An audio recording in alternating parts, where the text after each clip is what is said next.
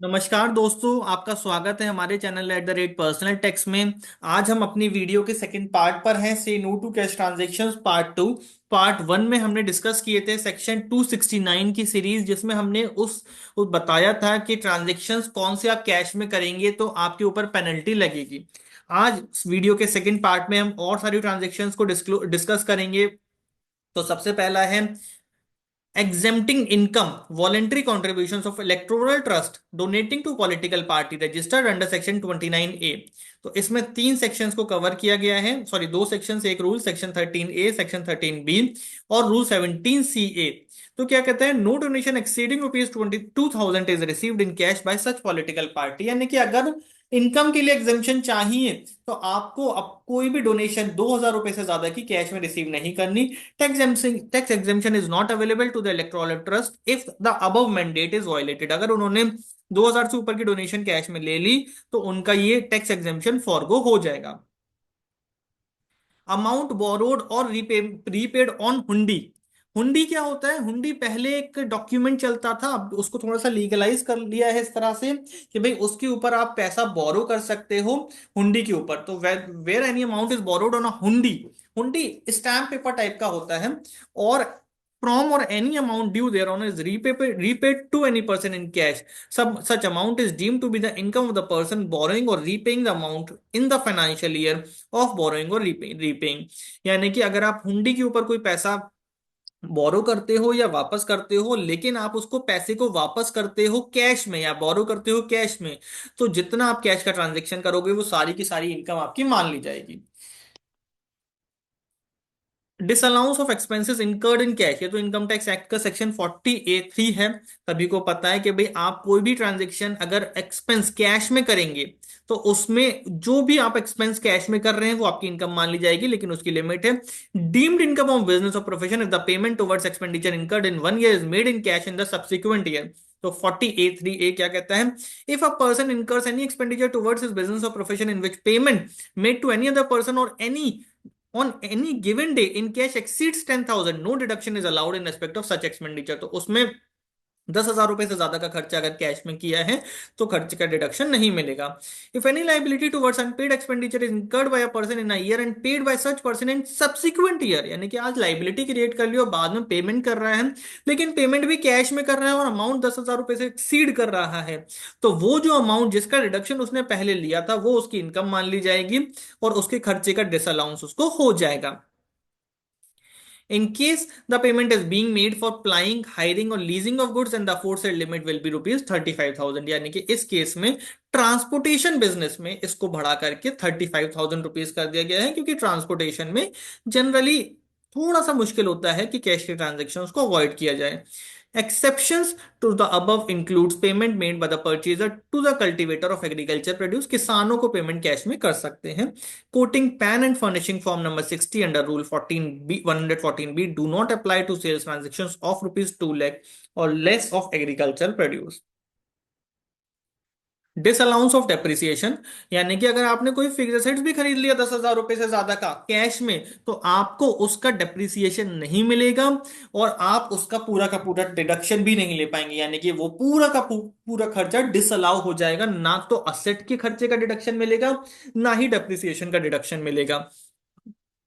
Disallowance in respect of expenditure on specified business upon satisfying certain condition, person engaged in the specified business are eligible for deduction 100%। Weighted deduction 150%, कुछ businesses में 150% मिलता है। Incurred wholly and exclusively towards such specified business, लेकिन वो business भी जब कोई भी खर्चा 10,000 रुपए से ज्यादा का एक गिवन डे में कैश में करेगा तो उसको सारा का सारा उसका डिडक्शन फॉरगो हो जाएगा। चैप्टर 6A में अगर आप कैश में डोनेशन देते हैं 2,000 रुपए से ज्यादा की तो आपको डिडक्शन नहीं मिलेगा। 80G में,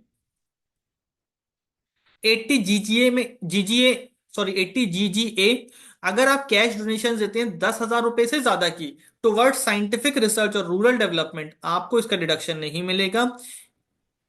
From 1st of June 2020, no such deduction will be allowed in respect of such sum exceeding ₹2,000 not paid in any mode other than in cash। यानी कि इसको लिमिट को और घटा करके कर दिया है 2,000 रुपए।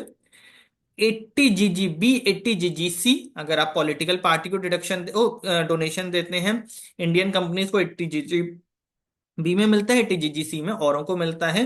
तो no deduction is allowed for any contribution made in cash, यानी कि यहाँ पर 2000 रुपए की भी लिमिट नहीं है। यहाँ पर 1 रुपया भी अगर आपने दिया और वो कैश में दे दिया तो उसका डिडक्शन भूल जाइए, कोई डिडक्शन नहीं मिलेगा।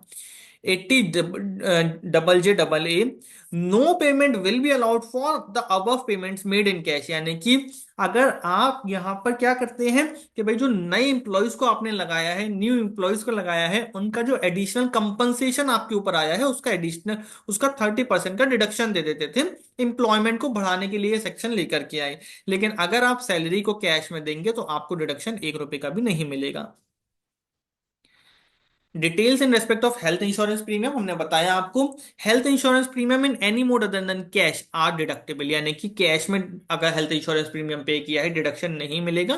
प्रिवेंटिव हेल्थ चेकअप को अभी कैश में अलाउ कर रखा है।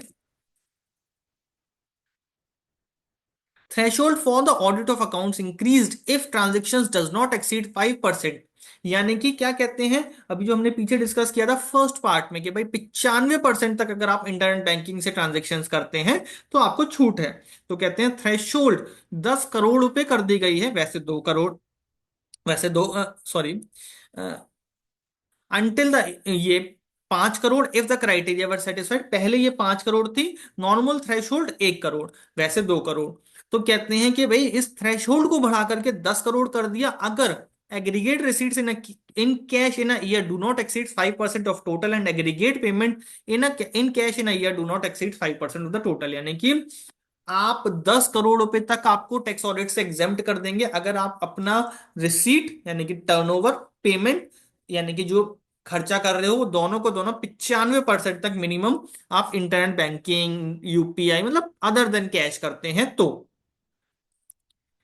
Reducing the presumptive rate of taxation from 8% to 6%, 44 AD में भी टैक्स रेट को घटा करके 8 से 6% कर दिया गया अगर अगर क्या कहते हैं of total turnover on amounts received in cashless mode, जो अमाउंट आपने कैशलेस मोड के थ्रू रिसीव किए हैं, यानी कि यूपीआई से, इंटरनेट बैंकिंग से, ड्राफ्ट से, बैंक चेक से, किसी भी मोड से, अमाउंट में be receive during the previous year और before the due date of filing of return of income. TDS on payment of certain amounts in cash, अगर आप कुछ खर्चे कैश में करते हैं तो क्या कहते हैं TDS at the rate 2% is applicable on cash withdrawal made above ₹1 crore from bank, cooperative society, post office. 1 crore से ज्यादा का विड्रॉ अगर कैश में करोगे तो 2% का टीडीएस कटेगा। However if a person has not filed return of income for 3 assessment year, अगर उसने पिछले 3 सालों की आईटीआर फाइल नहीं की होगी तो टीडीएस का रेट बढ़ करके हो जाएगा 5%, यानी कि 5% on cash withdrawal exceeding ₹1 crore. और वैसे लिमिट सेक्शन की 1 करोड़ है, लेकिन अगर आपने रिटर्न नहीं भरी है तो 20 लाख भी अगर आपने विड्रॉ किया, 20 लाख से ज्यादा भी, तो 20 लाख से 1 करोड़ के बीच में आपके ऊपर 2% का टीडीएस आ जाएगा। TDS on payment made in cash to residents towards contracts. An individual HUF paying any sum exceeding ₹50 lakh in a year to a resident, contractor, labor contractor, work contractor by way of fees for professional services hereby have to deduct TDS at the rate of 5%. The above will not apply. Sorry, above will apply whether or not the payments are made in cash or credit or through non-cash transactions. तो यहाँ पर 5% की TDS की applicability आ जाती है section 194M में।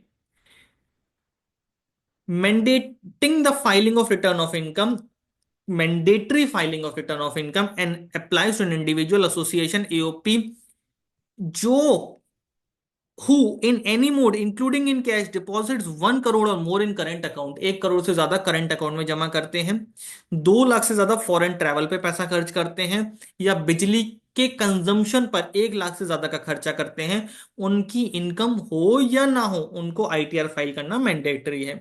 Panel consequences of a non filer of return of income क्या है? 5,000 रुपए की फी लगती है अगर आप आईटीआर फाइल नहीं करते, जबकि आपका मैंडेट है आईटीआर फाइल करने का। साथ के साथ penal interest and other impositions and actions under the statute, यानी कि लॉ में और भी जो एक्शंस होंगे वो सब आपके ऊपर लिए जाएंगे। तो ये एक हमारी छोटी सी वीडियो थी जिसमें हमने बताया इनकम टैक्स एक्ट ने किन ट्रांजेक्शन्स को बोला है से नो टू कैश ट्रांजेक्शन्स। आप हमारे चैनल @पर्सनल टेक्स को सब्सक्राइब करके हमें कमेंट्स में बता सकते हैं कि आप हम हमारी वीडियोस कैसी लगी हैं आपको, और आप किन टॉपिक्स पर वीडियोस और चाहते हैं ये भी आप हमें कमेंट्स में बता सकते हैं। Thank you very much.